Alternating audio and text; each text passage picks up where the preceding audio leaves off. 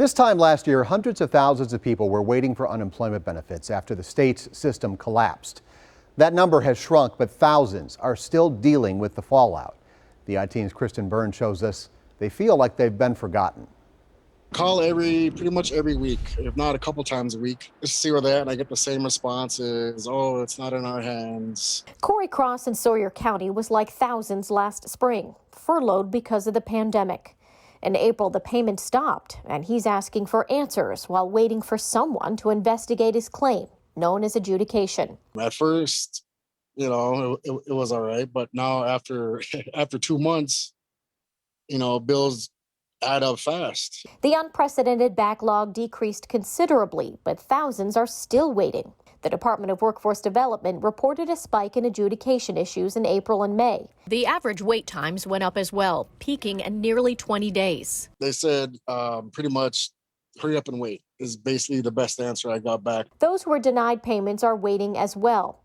The DWD data shows the average wait time for an appeal is nearly 70 days, and the backlog of appeals cases has stalled at more than 12,000. Everything seems to be crisis mode still with unemployment because of these delays and these problems. Labor attorney Victor Forberger represents people who felt they were unfairly denied benefits.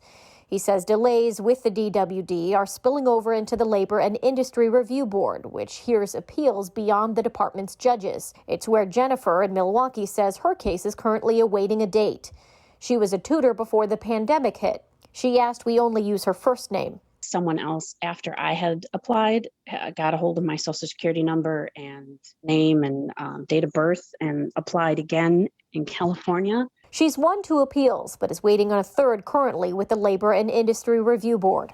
Everything, at every step of the way in anything unemployment related, it's all a huge mess and confusing, and you just feel like, you're in, limbo. Facing eviction, Victor is representing Jennifer. He asked the commission for an emergency hearing that would normally take a matter of weeks to get. Pre-pandemic, that would have been a 30-day easily decision. Jennifer was able to get back to work, but she's not at the level she was before the pandemic. And Corey is waiting to be called back from furlough. I currently have a job, but I can't go back to my job until they call me back. The Department of Workforce Development tells us it plans to be caught up scheduling unemployment appeals by the end of summer, noting it took 2 years to do that coming out of the 2008 recession. A spokesperson tells us policy changes are needed to allow departments to be more flexible to implement and update programs in the future and avoid a lengthy adjudication process. Meanwhile, Jennifer was able to get an emergency hearing this week through her attorney, Victor. For the I-Team, I'm Kristen Byrne. Kristen, thank you. More than a year after it began, the I-Team continues to look into the unemployment fallout. If you have a problem you want them to investigate, reach out tmj4.com/I-Team and submit your tip.